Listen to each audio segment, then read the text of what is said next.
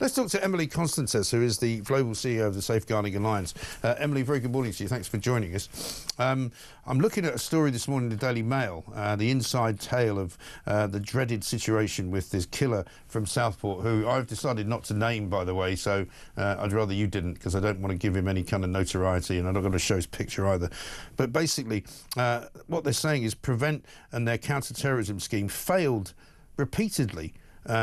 When they looked at what he was looking at, when they looked at what he was doing, they should have really given more weight to the idea that he had this obsession with violence, and they shouldn't have just thought, as they did, that he was just somebody that was looking at news stories and was interested in history, which is kind of what they came out with. And also, we're now being told that there could be as many as 1,600 terror-obsessed youths just like him in this country.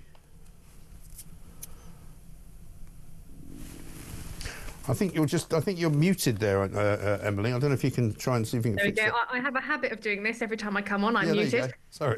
I'm back in the room. I can hear you now. I think that number is absolutely shocking. There's no excuse to not to act. We have obviously in the country a prevent strategy. What's the purpose of a strategy if it's not actually preventing? We need to strip it back. Actually, we have inquiry upon inquiry, this failing, that failing. But what do we do post inquiries? We just sit back on our laurels and we get on with our day until something else happens. I'm pleased you're not mentioning his name, and I will refrain from mentioning it either. It's shocking and disgusting and disturbing that actually so many parties were aware by this evil individual, but yet nobody actually took action. Early help, attendance, ECHPs, prevent. Not one person actually acted to prevent this happening. So how many more prevent strategies that we're not preventing are we going to see in the future? We need to now take action. It's not good enough. We've got the four strands, the 4 stages of prevent, but clearly it's not working. And inquiry upon inquiry, we actually need to have action now, not just everybody sitting around in a room and having a chat about it. Yeah, exactly right. And I mean, I was given a kind of insight into how these kinds of things can happen when I interviewed Lord Carlisle last week. Lord Carlisle is a former Lib Dem who was put in charge of Prevent, the reviewing process of Prevent, up until 2019, when he was removed because apparently he was too biased to have a proper opinion. But he was insistent to me that Prevent does a good job, and I was like, well, how can you even say that? You know, we know in the case of David Amos, the MP, that was a Prevent problem, an issue. The London Bridge killing was a Prevent issue. This is a Prevent issue. I mean, even if it was only those 3 things, which it clearly isn't, then that would be, this organisation is a massive failure, isn't it? I think it's wider than just the one organisation. What we need to be seeing to have is a joined up approach. Education needs to be speaking to Prevent, to the Home Office, to the police, to the health. We need to have joined up. I think this is one of the biggest issues that we have. I think we have this presumption that everything works like clockwork in relation to keeping people safe. But the reality is it doesn't.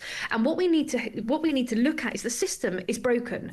It's not just one part of the system. The whole system is broken. We need to strip it back, start again, and join everything together, and to ensure that we have people speaking to each other when there are concerns, schools raising concerns, attendance. If this person's not in school, how can we actually even keep people safe? We don't know where they are.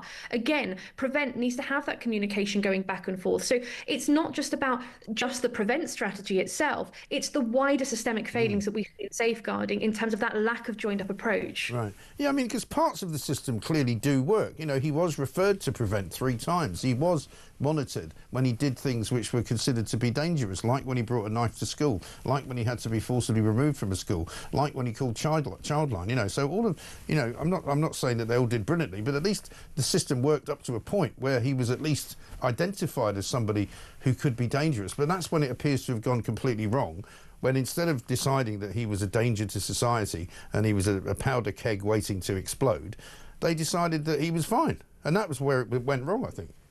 It is absolutely shocking. There needs to be action. I'm not even going to say an inquiry and a review, because what we need to have is an action. Okay, we had this failing. What are we going to do about it? How are we going to prevent that? Here we go, prevent again. How are we going to prevent that happening in the future?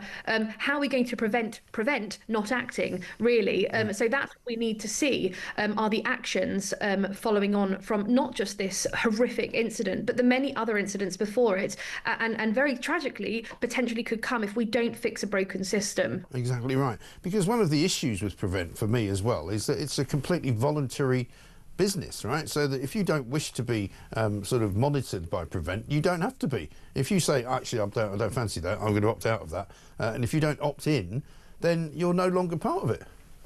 But that's just shocking in itself. It shouldn't be a do I want to be monitored or not? Of course, people aren't going to be monitored. Want to be monitored. But again, where I go back to the systemic failings, and I'm sorry, Mike, to go off piece, but actually, if we think about take registered sex offenders, they themselves can apply to come off of the monitoring as being a sex offender. So what hope have we got for other parts in relation to monitoring? We need to have robust training to understand thresholds, to actually when somebody's going to be a risk as well, and there needs to be not just a look into what happened here, but actually wider in context. Why can one decide not to be monitored? If they are deemed by a professional to be a risk, that decision should be taken out of their hands, and it should actually be an automatic, we are going to monitor you because we do deem you to be a risk. Yes, exactly right. And I don't think it could be in any doubt that this individual who carried out those awful killings in Southport was much, much more than a risk. You know, he was actively acting out and telling people that he wanted to kill. I mean, you know, how much more do you need? Absolutely. There aren't actually any words that we can even use to describe what happened. What we need now is action. We need action following on what's happened, not an inquiry that's going to have a 2-3 year inquiry and we sit back and we wait to read the inquiry and we all say, well, we can implement this, we don't have funding to implement that. Funding should not stop people being kept alive and safeguarding vulnerable individuals. If it's a funding requirement, we need to put funding into keeping people safe. That's the bottom line. And actually, but what we can't do is drag out this process. We need action now. Absolutely right. Couldn't agree more. Emily, good to talk to you. Thank you very much indeed. Emily Konstantas, Global CEO of the Safeguarding Alliance.